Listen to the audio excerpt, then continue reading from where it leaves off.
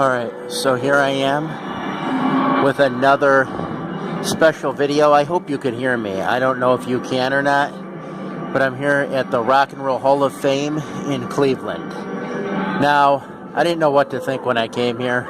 Certainly I've heard a lot of people talk about it. A lot of people have different opinions as to what they think about it or as to who they think gets inducted into it. Some people say some of the people inducted into it shouldn't have been, you know, and whatnot. But I'm here right now looking at some of the guitars. This is the hard psychedelic rock section. I stopped here because I'm kind of surprised to see some of these guitars from Quicksilver Messenger Service. Kind of an obscure Bay Area band known for their obscure guitarist John Capolina. So I was kind of surprised to see that they actually have some stuff on them. And walking through this museum, I'm really very impressed by it, I would have to say. I mean, they've got a little bit of everything from every different rock era. Right, here's the Yardbirds. Here's Jeff Beck's guitar. Thought I'd point that out.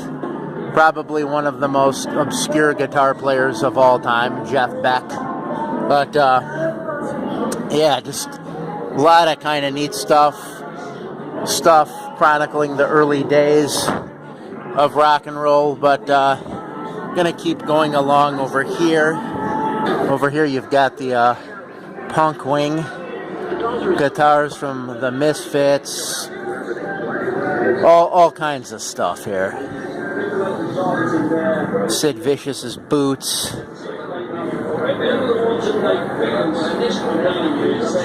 Really pretty impressive exhibit. I've got a little more of a wing dedicated to grunge.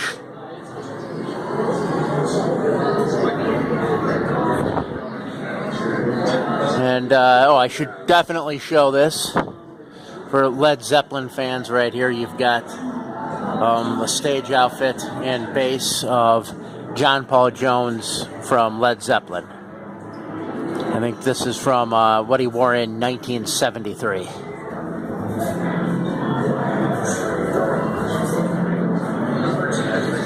Now, a lot of times the people that'll complain about the Rock and Roll Hall of Fame will talk about its lack of exhibits dedicated to metal, but I actually think there's quite a bit.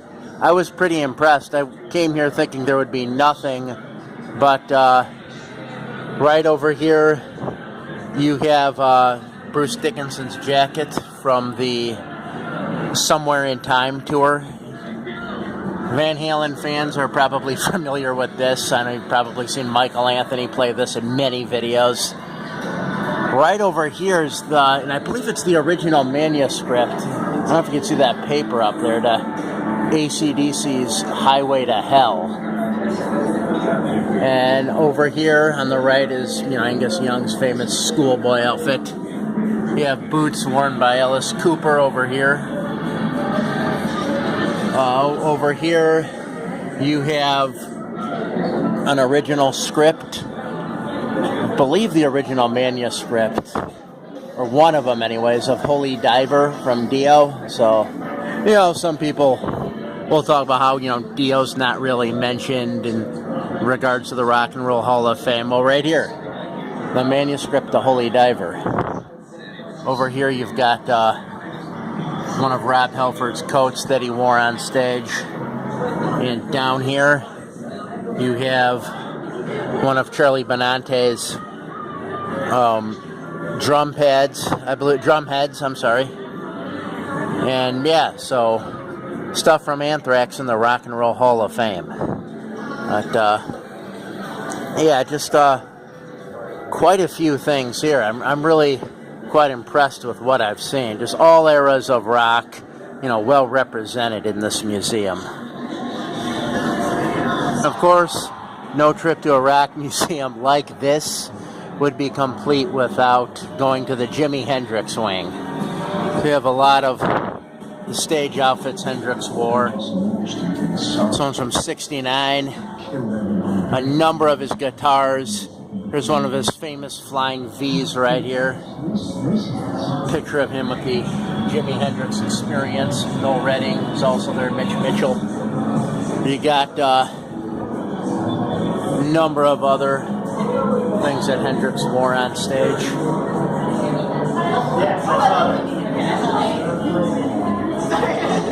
One of his hats right over here.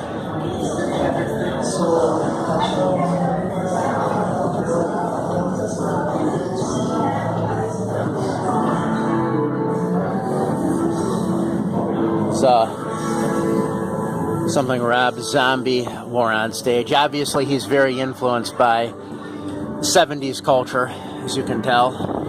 As you can also tell from his music and movies as well.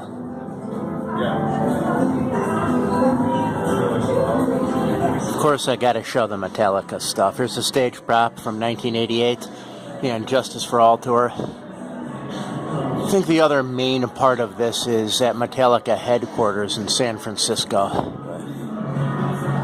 Got one of Kirk Hammett's infamous ESP bass guitar, or I'm sorry, guitars.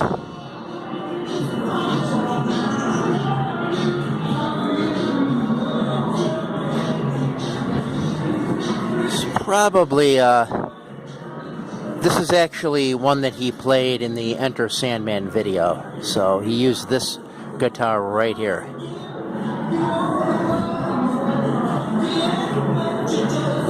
Over here, you've got Rob Trujillo's bass over here.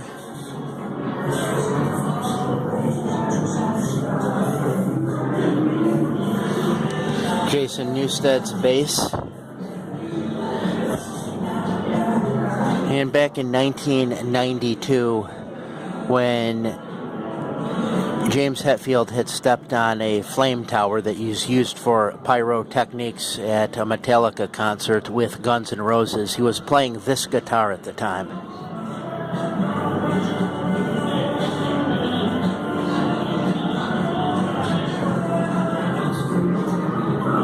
So yeah, quite a bit. Of course, you got a lot of stuff here on Elvis, and you got a lot of stuff on Sun Records.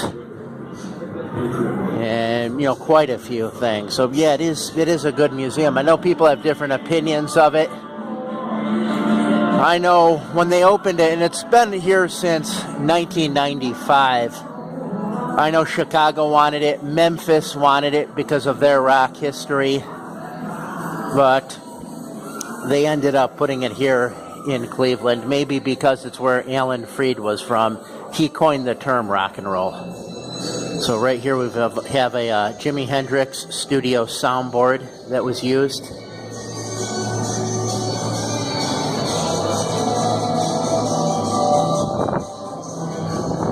This is sort of a wing they have here with all these like psychedelic posters. I think a lot of these are pretty cool.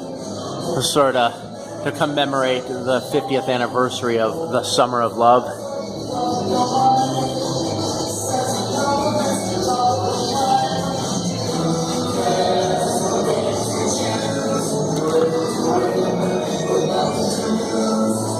It's another jacket worn by Jimi Hendrix.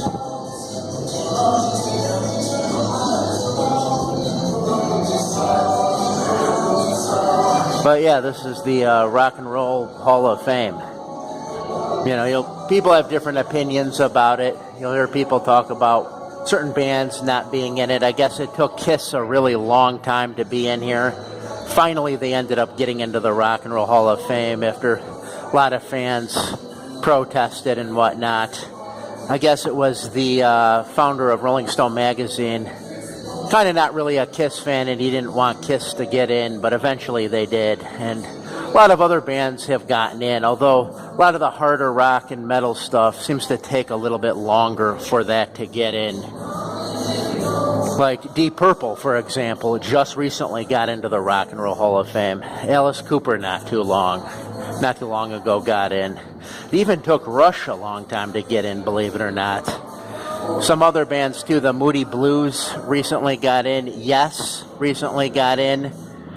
I mean, those are two kind of major progressive rock bands, and they only got in very recently. So Yeah, all in all, I really like this museum a lot. I think it really represents a lot of different rock genres very well. That's all I've got. If you watch this video, as always, I thank you for watching. Have a good night.